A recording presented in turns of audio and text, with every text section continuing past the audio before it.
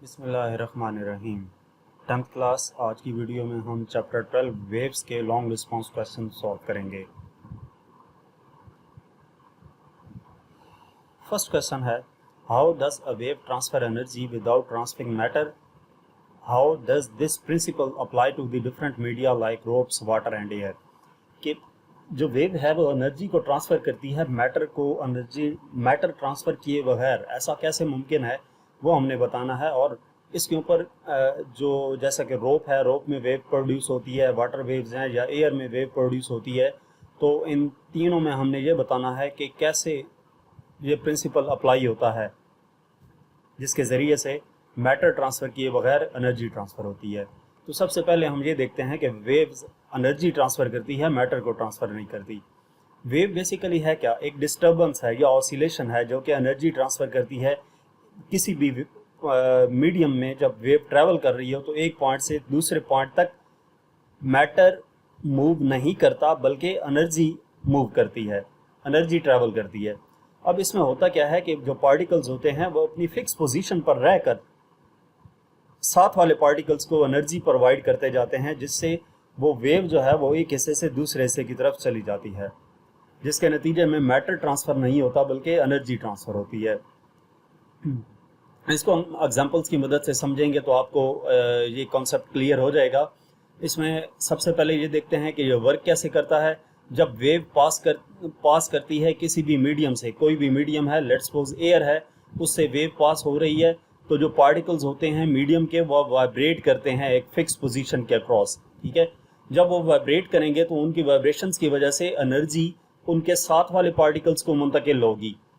तो वो वाली एनर्जी जब वो ऑसिलेट करेंगे तो वो एनर्जी साथ वाले पार्टिकल्स को मुंतकिल करेंगे, और इसी तरह ये क्या होगा, हर पार्टिकल वाइब्रेट करने के बाद एनर्जी साथ वाले पार्टिकल को मुंतकिल करता जाएगा, जिससे ये एक चेन रिएक्शन को बन जाता है जिसमें पार्टिकल्स अपनी पोजीशन से मूव नहीं कर रहे होते लेकिन वेव ट्रैवल कर रही होती है, जिसके नतीजे में एनर्जी ट्रांसफ़र होती है, मैटर ट्रांसफ़र नहीं होता। अब ये तीन एग्जांपल्स कही गई थी कि इनमें कैसे रोप, वाटर और एयर में कैसे वेव ट्रांसफ़र होती है। तो अगर रोप की बात करें तो रोप में particles up and down move कर रहे होते हैं, और जो वेव प्रोड्यूस होती है उसको हम ट्रांसवर्स वेव कहते हैं, जिसके नतीजे में रोप के पार्टिकल्स मूव नहीं करते बल्कि एनर्जी मूव करती है उस रोप में। दूसरा हमारे पास है वाटर। वाटर में क्या होता है, वाटर के जो पार्टिकल्स होते हैं वो मूव करते हैं सर्कल्स में, तो उसके नतीजे में जो वेव प्रोड्यूस होती है उसको वाटर वेव कहते हैं, और वो वाटर वेव आउटवर्ड डायरेक्शन में ट्रैवल करती है। तीसरी हमारे पास एग्जांपल है एयर की। एयर मॉलिक्यूल्स वाइब्रेट करते हैं बैक एंड फोर्थ, और एयर में साउंड एनर्जी ट्रैवल करती है in the form of sound waves, जिसमें कंप्रेशंस और रेयर फ्रैक्शंस प्रोड्यूस होते हैं। तो रोप, वाटर और एयर तीनों में मीडियम के जो पार्टिकल्स हैं वो अपनी जगह पर रहते हैं, वो मूव नहीं करते बल्कि वेव ट्रैवल करती है, और उसके ज़रिए से वेव में एनर्जी ट्रांसफ़र होती है। इसके बाद नेक्स्ट हमारे पास क्वेश्चन नंबर 2 है, describe the key characteristics of wave, wavelength, frequency, amplitude and their relationships to each other. How do these characteristics affect the wave's energy and behavior?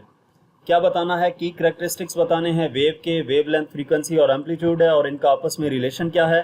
इसके अलावा how do these characteristics affect the wave energy behaviour, ये characteristics जो हैं वो wave energy behaviour को कैसे affect करते हैं। तो सबसे पहले हम की कैरेक्टरिस्टिक्स ऑफ वेव की बात करते हैं। पहला हमारे पास है वेवलेंथ। तो वेवलेंथ क्या है, दो कंजेक्टिव क्रेस्ट या दो कंजेक्टिव ट्रफ के दरमियान जो डिस्टेंस होगा उसको हम वेवलेंथ कहते हैं। ये क्रेस्ट या ट्रफ किस वेव में बनते हैं, ट्रांसवर्स वेव में। लेकिन अगर लॉन्गिट्यूडनल वेव्स की बात करें तो दो कंप्रेशंस या दो रेयर फ्रैक्शंस के दरमियान जो डिस्टेंस होगा उसको हम वेवलेंथ का नाम देंगे। इसके बाद दूसरा है frequency, number of wave cycles passing a point पर सेकेंड, यानी कि एक पॉइंट से कितनी नंबर ऑफ वेव साइकिल्स पास हो रही हैं उसको फ्रीक्वेंसी का नाम देते हैं। या यूँ कह लें कि एक सेकंड में कितनी नंबर ऑफ वेव्स क्रिएट हो रही हैं उसको हम नाम देते हैं फ्रीक्वेंसी का। इसको हर्ट्स में मेजर किया जाता है। वेवलेंथ का यूनिट मीटर है, फ्रीक्वेंसी का यूनिट हर्ट्स है। उसके बाद आ जाता है एम्पलीट्यूड। एम्पलीट्यूड का मतलब है maximum displacement of particles from the rest position, कि मीन पोजीशन से पार्टिकल जो है वो कितना एक्सट्रीम पोजीशन तक वाइब्रेट कर रहा है, ऑसिलेट कर रहा है, तो उसको हम एम्पलीट्यूड का नाम देते हैं। एम्पलीट्यूड जो है वो किसी भी वेव की स्ट्रेंथ या उसकी इंटेंसिटी को रिप्रेजेंट कर रहा होता है। इसके बाद रिलेशनशिप जो है इन वेव कैरेक्टरिस्टिक्स के दरमियान, तो wave speed equation v equal to F lambda, इसके ज़रिए से हमें पता चलता है कि वेव स्पीड, फ्रीक्वेंसी और लैम्डा आपस में कैसे रिलेट कर रहे हैं। ये हमारे पास इक्वेशन क्या है, v equal to F lambda. अब ये कैरेक्टरिस्टिक्स जो हैं वो कैसे अफेक्ट करते हैं एनर्जी एंड बिहेवियर को, तो वेव की एनर्जी और बिहेवियर को। तो सबसे पहले हम कैरेक्टरिस्टिक्स की बात करते हैं। 3 कैरेक्टरिस्टिक्स जो कि हमें इस क्वेश्चन में पूछे गए थे, एम्पलीट्यूड, फ्रीक्वेंसी और वेवलेंथ थे। अगर एम्पलीट्यूड की बात करें तो एनर्जी प्रोपोर्शनल होती है स्क्वायर ऑफ द एम्पलीट्यूड के, ई प्रोपोर्शनल होता है ए स्क्वायर के। इसका मतलब ये है कि अगर एक वेव का एम्पलीट्यूड हाई है तो उसमें ज़्यादा एनर्जी होगी। उसके बाद फ्रीक्वेंसी की बात करते हैं, तो higher frequency means higher energy per photon, यानी कि अगर एनर्जी ज़्यादा है, फ्रीक्वेंसी ज़्यादा है, तो उसका मतलब क्या है कि एनर्जी भी ज़्यादा होगी, और फ्रीक्वेंसी ज़्यादा होगी तो फ्रीक्वेंसी की वजह से पिच भी इफेक्ट करती है। तीसरा हमारे पास वेवलेंथ था। वेवलेंथ अगर शॉर्ट होगी तो वेव में एनर्जी ज़्यादा होगी, और अगर वेवलेंथ ज़्यादा होगी तो वेव में एनर्जी कम होगी। E equal to H C over lambda equation से हम देख सकते हैं एनर्जी और वेवलेंथ एक दूसरे के इन्वर्सली प्रोपोर्शनल हैं। तो अगर एनर्जी ज़्यादा होगी तो वेवलेंथ कम होगी, वेवलेंथ कम होगी तो एनर्जी ज़्यादा होगी, और अगर वेवलेंथ ज़्यादा होगी तो एनर्जी कम होगी। इसके बाद नेक्स्ट हमारे पास क्वेश्चन नंबर 3 है, explain the relationship between wave speed, frequency and wavelength using the equation v equal to F lambda. Analyse a scenario where one of these variables changes and discuss the impact on the others. Explain करना है relationship between wave speed, frequency and wavelength, यानी कि v equal to F lambda जो equation है इसको हमने explain करना है। इसके ज़रिए से स्पीड, फ्रीक्वेंसी और वेवलेंथ के दरमियान जो रिलेशनशिप है इसको एक्सप्लेन करना है, और एक सिनेरियो बताना है जहाँ पे इनमें से किसी एक वेरिएबल को चेंज किया जाए तो बाकियों पे क्या इफेक्ट पड़ता है। तो सबसे पहले wave equation v equal to F lambda की बात करते हैं। ये इक्वेशन हमें ये डिफाइन करती है कि वेव की जो स्पीड होती है v, वेव की फ्रीक्वेंसी f और वेव की वेवलेंथ लैम्डा, ये एक दूसरे के साथ रिलेट कर रही होती हैं। वेव कोई भी हो सकती है, चाहे वो साउंड वेव हो, लाइट वेव हो, वाटर वेव्स हो, उनके ऊपर ये वेव इक्वेशन अप्लाई हो रही होती है v equal to F lambda वाली। अब की इम्प्लीकेशंस ऑफ द इक्वेशन की बात की जाए तो frequency and wavelength are inversely proportional.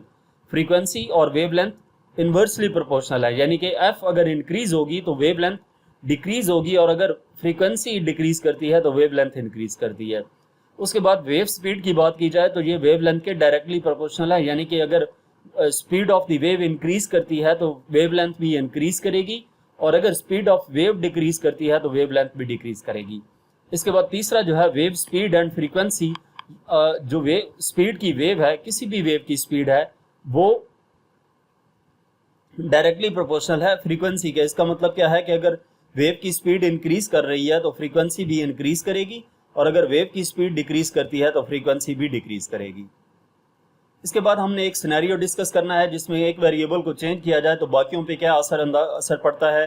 तो इसमें हम सिनेरियो देखते हैं। सिनेरियो हमारे पास क्या है, light इंटर्स from air into water, कि ये एक सिनेरियो है जिसमें लाइट इंटर होती है एयर से वाटर में। तो क्या करेगी, लाइट स्लो डाउन हो जाएगी वाटर में। क्यों?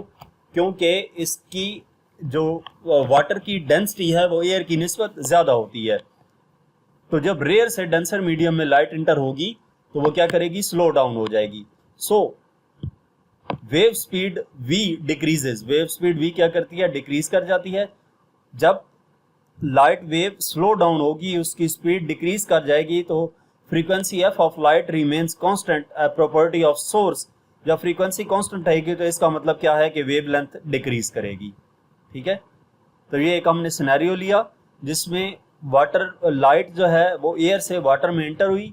जब एयर से वाटर में एंटर होगी तो उसकी स्पीड डिक्रीज कर जाएगी, स्पीड डिक्रीज करेगी तो वेवलेंथ भी डिक्रीज कर जाएगी, क्योंकि पिछली स्लाइड में हम देख चुके हैं कि जो स्पीड है वो डायरेक्टली प्रोपोर्शनल होती है वेवलेंथ के, यानी कि अगर स्पीड डिक्रीज करेगी तो वेवलेंथ भी डिक्रीज करेगी।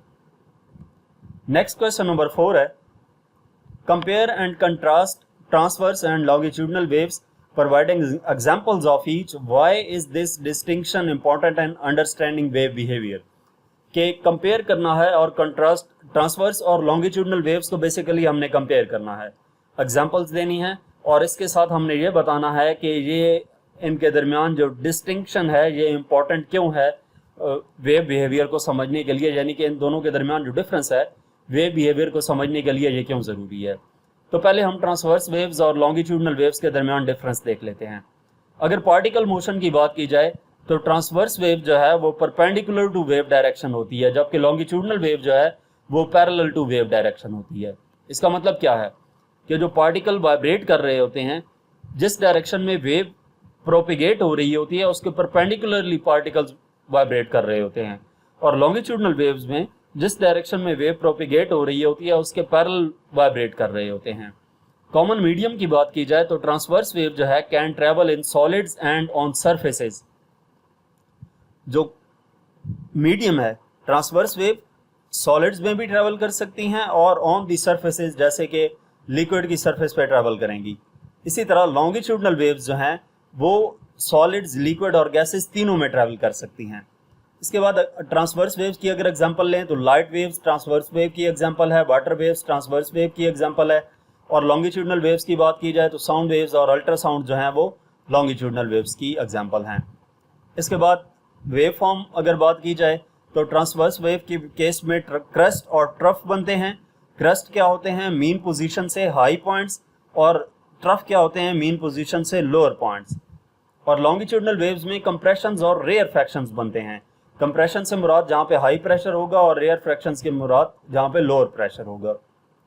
पोलराइजेशन की बात की जाए तो ट्रांसवर्स वेव में पोलराइजेशन पॉसिबल है, जबकि लॉन्गिट्यूडनल वेव्स में पोलराइजेशन पॉसिबल नहीं होती।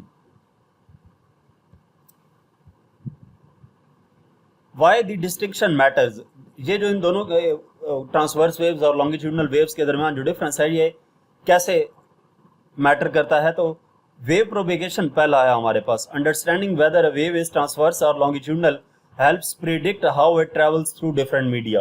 कि अगर हमें ये पता चल जाए कि वेव जो है वो ट्रांसवर्स है या लॉन्गिट्यूडनल वेव है तो वो हमें हेल्प देती है किस चीज़ में, कि हम ये जज कर सकें वो किस मीडिया में ट्रेवल करेगी। उसके बाद एप्लीकेशंस की बात की जाए तो transverse waves crucial in optics and communications. इसी तरह लॉन्गिट्यूडनल वेव्स किस में हैं? अकॉस्टिक्स और मेडिकल इमेजिंग के लिए ज़रूरी होते हैं। ट्रांसवर्स वेव्स लाइट और रेडियो वेव्स के लिए ज़रूरी हैं, यानी कि लाइट और radio waves in the form of transverse waves travel करती हैं, और लॉन्गिट्यूडनल वेव्स जो हैं साउंड एंड मेडिकल इमेज के लिए ज़रूरी होती हैं। पोलराइजेशन की बात की जाए तो ट्रांसवर्स वेव्स को पोलराइज किया जा सकता है, जैसे कि पोलराइज सन ग्लासेस जो होते हैं वो डिफरेंट लाइट वेव्स को पोलराइज कर लेते हैं। पोलराइजेशन का मतलब क्या होता है कि नॉर्मली वेव अगर 2 डायमेंशंस में ट्रेवल कर रही है, एक्स एक्सिस फिक्स पोजीशन के अक्रॉस वो ट्रेवल कर रही होती है ना, तो पोलराइज करने का मतलब क्या है कि हमें वो एक स्ट्रेट लाइन की सूरत में नज़र आती है या सिंगल एक्सिस के अलॉन्ग ट्रेवल करती हुई नज़र आती है। इसके बाद नेक्स्ट हमारे पास क्वेश्चन नंबर 5 है, describe how waves undergoes reflection, refraction and diffraction, analyse a real world scenario to illustrate this phenomena. क्या हमने ये बताना है कि जो वेव्स होती हैं वो रिफ्लेक्शन, रिफ्रैक्शन और डाइफ्रैक्शन का फिनोमेना कैसे परफॉर्म कर रही होती हैं, और रियल वर्ल्ड सिनेरियो बताना है जिसमें इन फिनोमेना का जिक्र किया गया हो, यानी कि रियल वर्ल्ड एग्जाम्पल की मदद से इन फिनोमेना को एक्सप्लेन करना है। तो सबसे पहले रिफ्लेक्शन की बात करते हैं। रिफ्लेक्शन क्या है? किसी वेव का एक मीडियम में ट्रैवल करते हुए दूसरे मीडियम से टकरा के वापस आ जाना, इसको हम रिफ्लेक्शन का नाम देते हैं। जैसे कि इको जो प्रोड्यूस होती है साउंड की, उसमें साउंड ट्रैवल कर रहा होता है एयर में और वॉल से टकरा कर वापस आता है, या मिरर में आपको जो अपना फेस नज़र आता है तो उसमें भी लाइट रिफ्लेक्ट कर रही होती है। दूसरा फिनोमेना है रिफ्रैक्शन का। रिफ्रैक्शन में क्या होता है, जब लाइट एक मीडियम में ट्रैवल करते हुए दूसरे मीडियम में एंटर होती है तो वो अपना पाथ चेंज कर लेती है, अपनी स्पीड चेंज कर लेती है। जैसे कि अगर एक गिलास वाटर में अगर आप पेंसिल रखें तो गिलास के अंदर आपको पेंसिल वो किसी और पोजीशन पे नज़र आएगी और गिलास से बाहर किसी और पोजीशन पे इसका मतलब क्या होगा कि वो पेंसिल बेंट हुई नज़र आती है आपको। उसकी वजह क्या है कि लाइट स्लो हो जाती है वाटर में। तीसरी डायफ्रैक्शन है हमारे पास। डायफ्रैक्शन क्या है कि वेव जो है वो कॉर्नर्स पे बेंड कर जाए, स्प्रेड, बिखर जाए। अगर हम साउंड को सुने कॉर्नर पे तो हम उसको सुन सकते हैं। वो किस वजह से होता है? डायफ्रैक्शन की वजह से होता है। यानी कि अगर अब मैं इसकी आपको एग्जांपल देखता हूँ कि रूम के अंदर आप बैठे हैं और रूम के बाहर खड़े होकर कोई आपको आवाज़ देता है तो आप उसको सुन सकते हैं, क्योंकि जो साउंड वेव्स थी वो डायफ्रैक्ट हुई हैं, ठीक है, कॉर्नर्स पे बेंड कर गई और आप तक पहुंची। लेकिन आप उसको देख नहीं सकते क्योंकि लाइट रे डायफ्रैक्शन का प्रोसेस नहीं कर सकती। इसी तरह जो रेनबो लाइक कलर्स होते हैं सीडी में, वो भी डायफ्रैक्शन की वजह से हमें नजर आते हैं। नेक्स्ट इस क्वेश्चन का सेकंड पार्ट, जिसमें रियल वर्ल्ड सिनेरियो के जरिए से रिफ्लेक्शन, रिफ्रैक्शन और डायफ्रैक्शन का प्रोसेस समझाना था। तो ocean waves approaching a shore line, ocean wave, समंदर के अंदर वेव्स प्रोड्यूस हुई और वो कहाँ पे? साहिल समंदर की तरफ आ रही हैं। तो पहले अगर रिफ्लेक्शन की बात करें तो ओशन वेव्स जो होती हैं वो जब साहिल समंदर को टकराएंगी या किसी बड़ी चट्टान को टकराती हैं तो वो उससे टकरा कर वापस जाती हैं, ठीक है, उसको रिफ्लेक्शन का नाम देते हैं। रिफ्रैक्शन क्या है कि जब वेव्स अप्रोच करती हैं शैलो वाटर को, यानी कि कम गहराई वाला पानी है या ज़्यादा गहराई वाला पानी है, दोनों में से किसी एक पोजीशन में ट्रैवल वाटर कर रही थी और उसके अपोजिट पोजीशन वाले सिनेरियो में वाटर इंटर होता है, वो वेव इंटर होती है तो वो अपनी स्पीड चेंज कर लेगी, अपना पाथ चेंज कर लेगी, ठीक है, तो उसको रिफ्रैक्शन का नाम देते हैं। इसी तरह जो डायफ्रैक्शन है, डायफ्रैक्शन क्या है कि वेव जो है वो अगर कोई कॉर्नर आ जाए तो वहां पे क्या करेगी? वो बेंड हो जाएगी। Wave subtract out after passing through a narrow gap, अगर किसी नैरो गैप में से पास होते हैं तो वो भी क्या करती हैं? सब बिखर जाती हैं, जिसकी वजह से वो उस बैरियर से पीछे भी वो वेव्स पहुंच जाती हैं। तो यहाँ तक हमने इस चैप्टर के पहले 5 लॉन्ग रिस्पांस क्वेश्चन सॉल्व ही किए। मज़ीद अगर आप past papers practical based assessment की वीडियोस देखना चाहते हैं या इसके अलावा हमारे चैनल पर आपको 9th, 10th, first year, second year के लेवल पर पढ़ाई जाने वाली तमाम टेक्स्ट बुक बोर्ड की एक्सरसाइजेस के सॉल्यूशंस भी मिलेंगे। Thank you.